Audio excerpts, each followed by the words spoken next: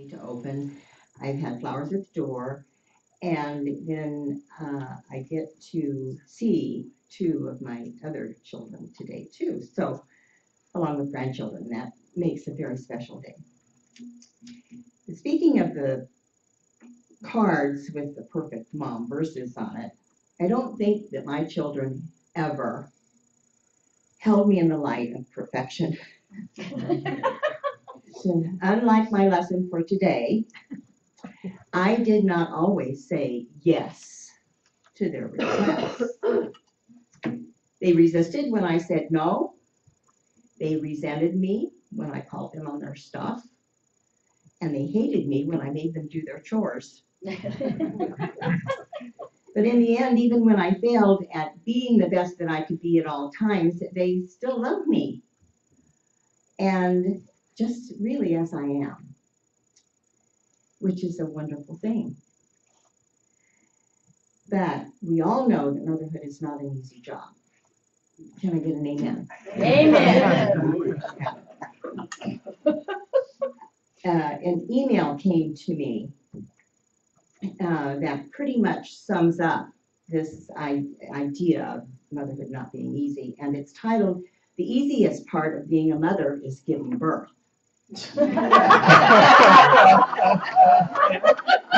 Four words were never spoken. Oh, that's the truth. And this is what this lady writes.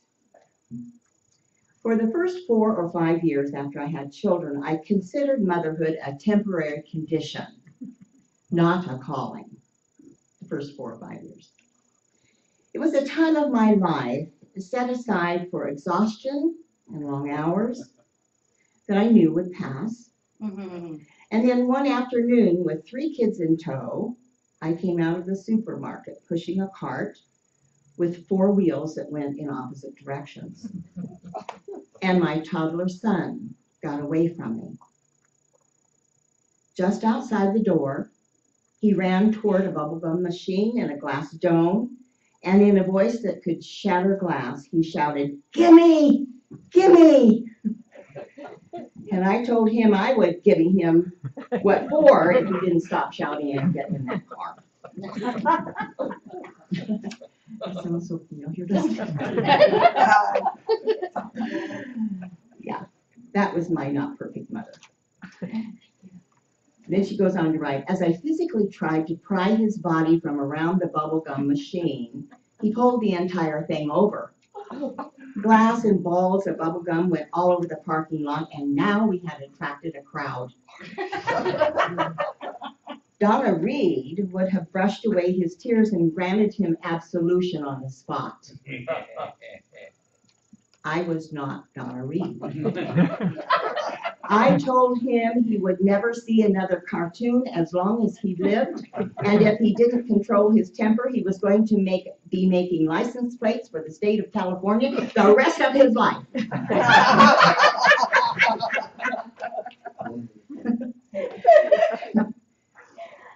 He tried to stifle his sobs as he looked around at the staring crowd, and then he did something that I will remember the rest of my life.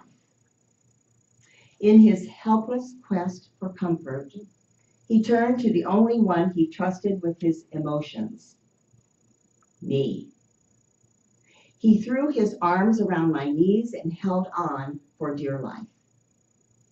I had humiliated him, chastised him, and berated him, but I was still all he had. That single incident defined my role. I was a major force in this child's life. Sometimes we forget how important stability is to a child. I've always told mine, the easiest part of being a mother is giving birth. The hardest part is showing up each day. See under that story. Mm-hmm. But it really touched me because it's so true. And this day is supposed to be a happy day, a special happy day for all mothers. But I don't think that's the case for every woman. Think about the woman recently divorced whose husband was granted custody of her children. A mother whose only child died and she wonders if she still is a mother. A woman who has tried to become a mother but was never able to conceive. Some women will feel guilty today because they have forfeited the right to raise the baby they bore by giving him or her up. Other mothers have had children taken from them because they are unfit, not able to give the 6 most important gifts to them: food, shelter, clothing, nurture, education, and the ability to keep them out of harm's way. There will be some who will not feel guilty because the pain of separation is masked by substance abuse of some sort, or rendering themselves victims of another sort or other. And still other mothers are able to provide material goods but don't have the time to nurture. For these mothers, it would be a stretch to embody the thought of Samuel Taylor Coleridge, an English poet, who said, "A mother is the holiest thing alive." That will make a stretch. How many of you woke up this morning on this Mother's Day and looked in the mirror and said, "You're a mother. You're the holiest thing alive"? Oh, I did. Oh, only Diane. It's production personified. Yes. Well, as I said, it would be a stretch.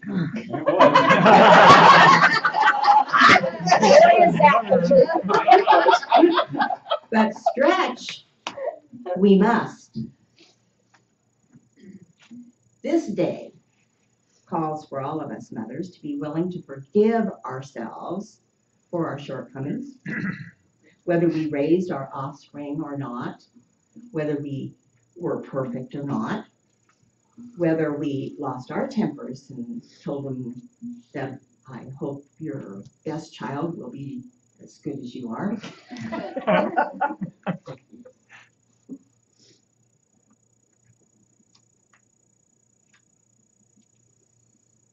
We need to forgive ourselves if we didn't show up every single day.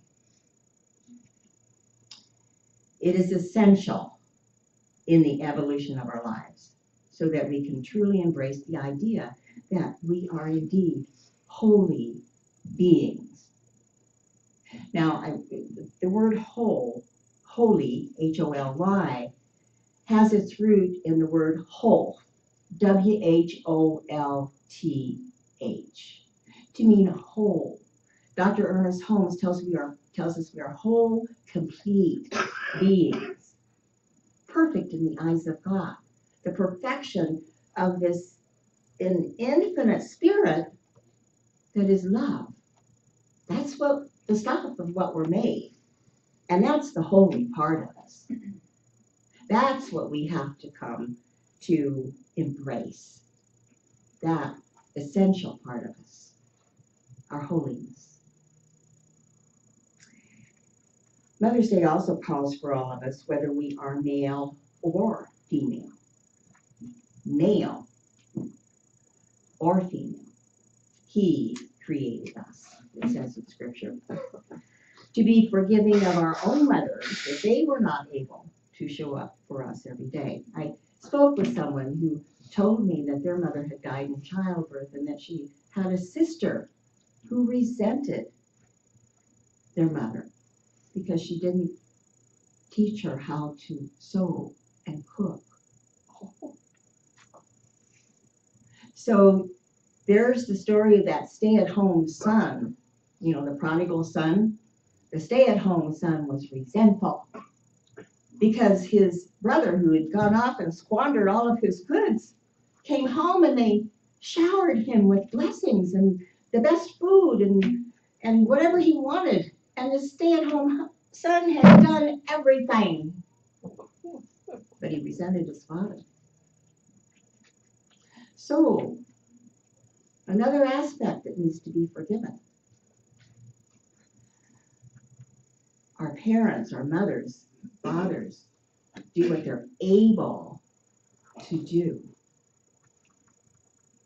Not what they want to do, what they hope to do, what they're able to do. And that's how we begin that forgiveness process, to really realize that I am a mother, a child who was motherless as an infant, given away because the father couldn't handle the grief. I mean, how can that be that we could hold anything but love and respect for that person? But you see, we have to give up the baggage. We have to let go of what it is that we resent if we have those things. Some of us don't. But oftentimes there's creepy little things hidden way back in this part of our mind that we haven't dealt with. And so I would admonish all of us. I don't admonish you. I would ask you, invite you, would be a better word, to take a good look at your parental relationships. I mean, we've got Father's Day coming up, so let's just concentrate on mothers for right now, and then you can work on your father issues next month. So, the one aspect of all of this is that no matter what happened with our earthly mother, what we really need to remember is that there is a universal mother available to all of us at all times. It always shows up. There's never a mistake. This universal mother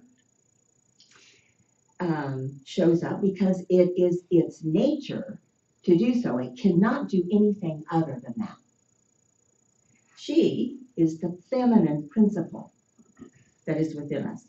It's the universal medium or the subconscious intelligence of the law of mind that we all have, that we all are using every single day, whether we know it or not. Because it works for us by working through us at all times. This Holy Mother, also called the womb of nature in the glossary of the Science of Mind textbook, because it is receptive to the conscious mind, or the male aspect of our being. It's the male and female, he created them. Male, conscious mind, directive power, father aspect. Female, the universal womb, the creative aspect of our being, takes the impress of the conscious thought and makes it known at this level of creation that knows how to bring and make something into form. This is the aspects of God, the male-female aspect. But this female aspect is unconditional love because it can only say yes. That's all it can do. It will give us anything we desire. That means that if our thoughts, conscious thoughts, are of lack or limitation, it says, yes, I'm happy to give you lack and limitation. And it doesn't know that it's not giving you something that you don't really want because you haven't guarded it with your conscious mind. You have directed something over and over in your thought processes, but, oh, I knew that was going to happen. I knew there wouldn't be enough money at the end of the month.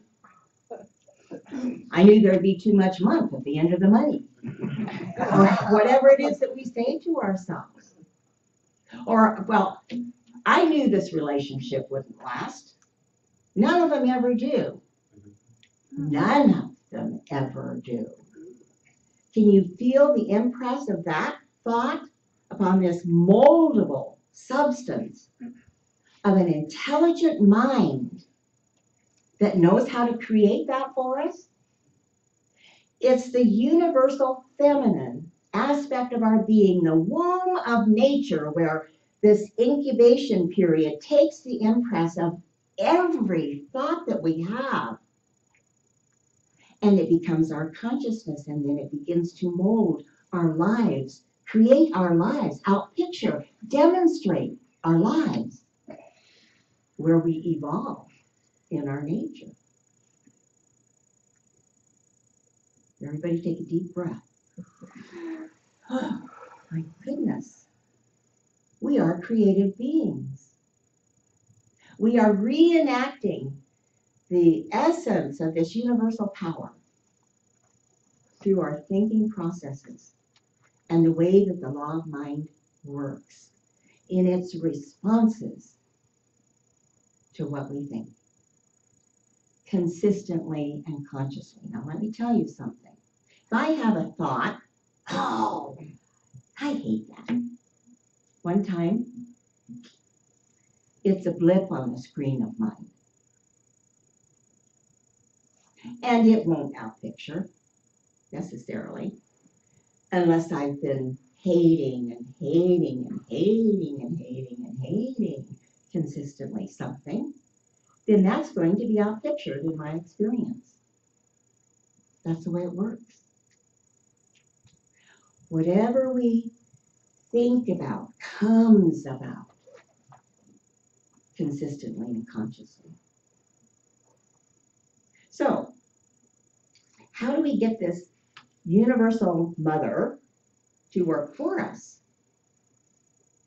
rather than against us? And again, it doesn't know that it's working against us. Its nature is to give. Its nature is to say, yes, of course, I will give you that. This is what you have impressed upon me. Yes, you can have that. So we have to be careful what we're thinking. First of all, we must embrace the idea that we are worthy to receive the very best that life has to offer, because we are holy beings.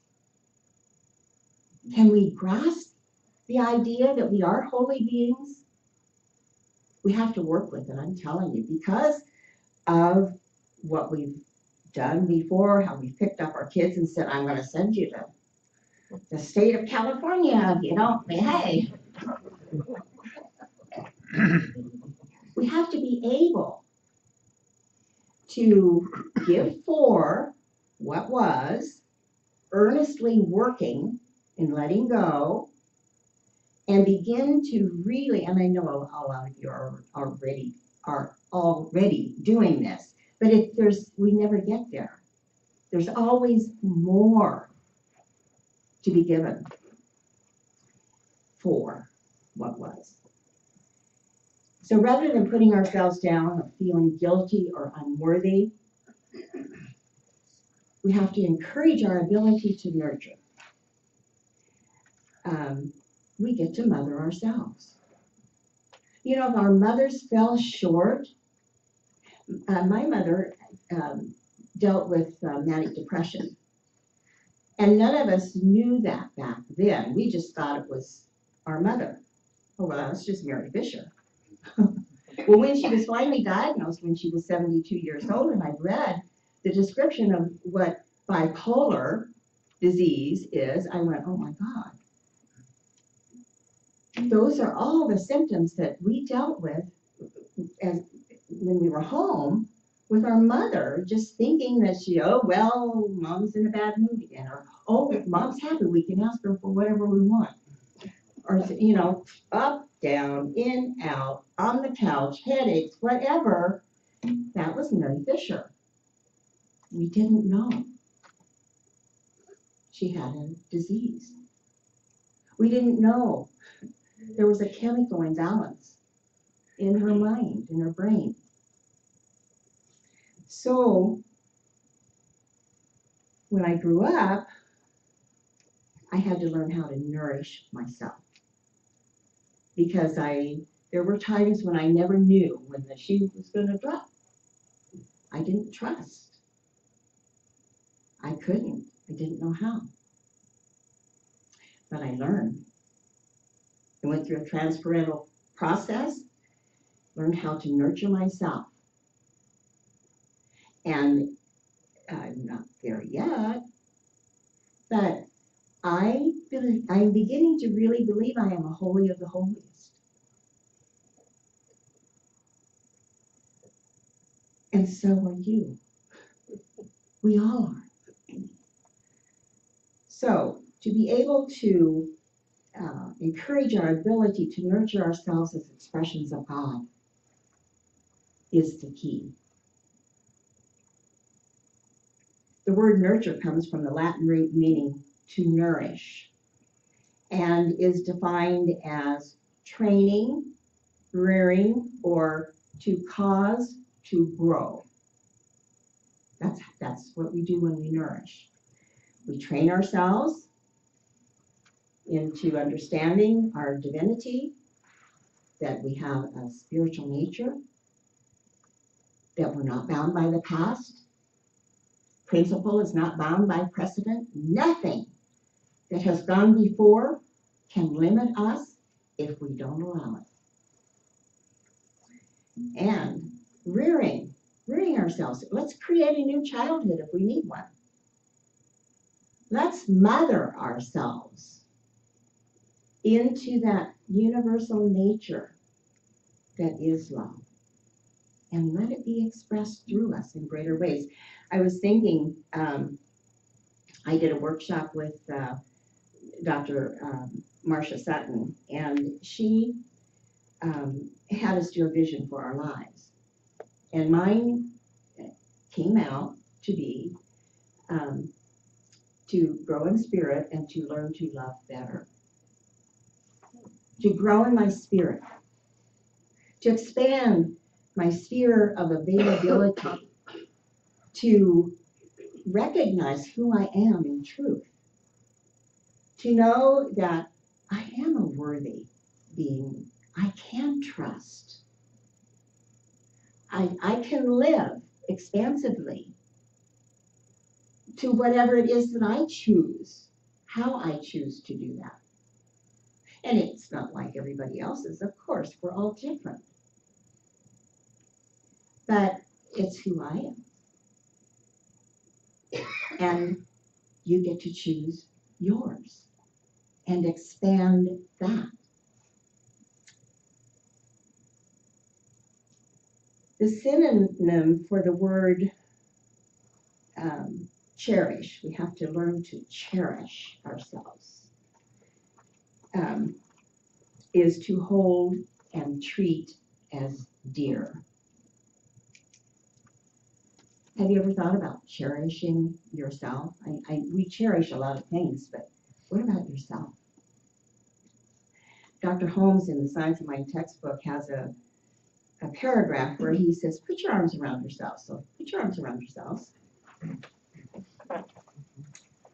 And this is what he says to say.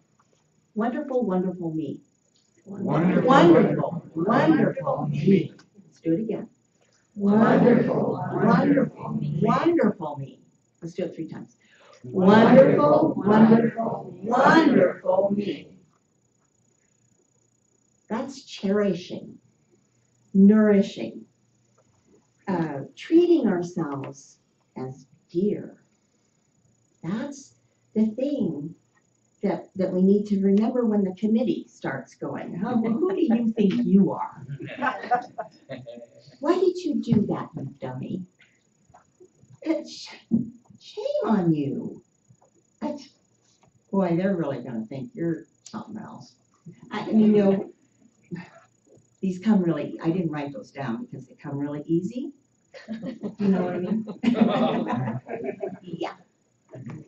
There's this voice in my head that tells me all kinds of things, and I have learned. I have educated myself. I have trained myself to talk back to it. To say, that's not the truth about me. Who's saying that? Don't do that. Get out of my head. I just, and then the other part of that is I need to embrace that part of myself, because that's the neglected child who doesn't think she's enough, worthy. She thinks she's incapable, doesn't trust anyone. So I have to learn that, to embrace that child and love that child. So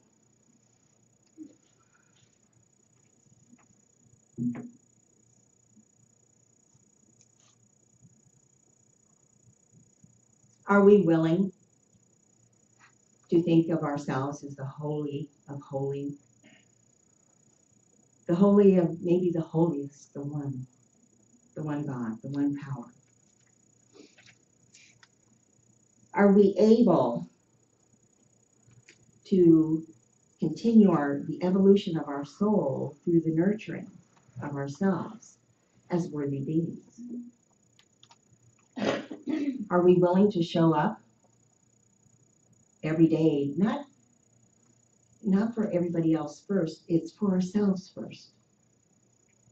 When we're flying, you have to put on the oxygen mask first before you can help anybody else. So the nurturing the self, nurturing comes first for yourself.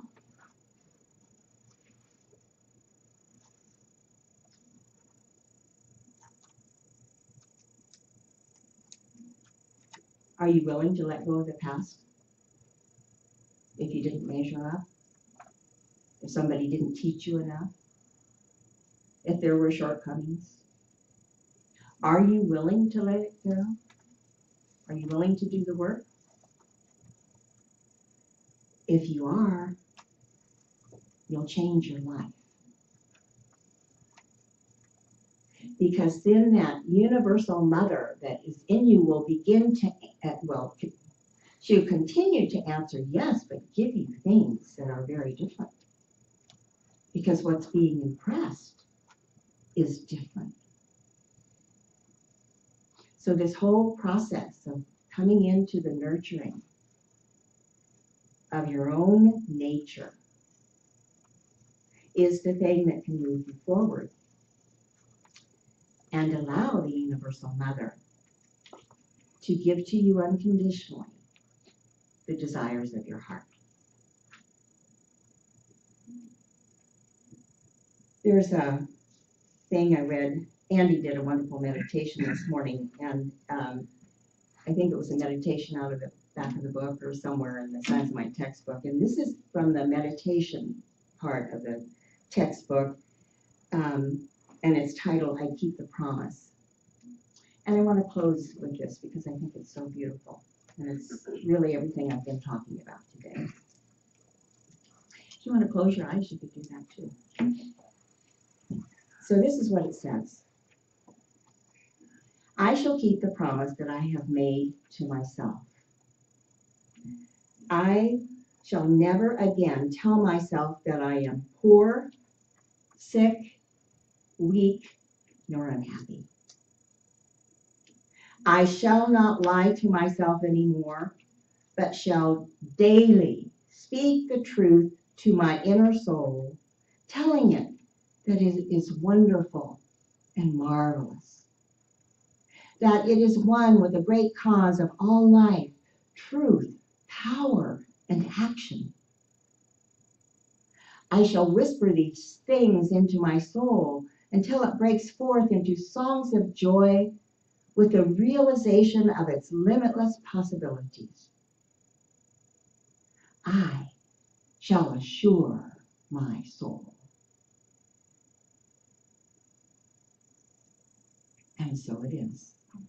And so happy Mother's Day to all of us as we keep that promise. So God bless you in your journey.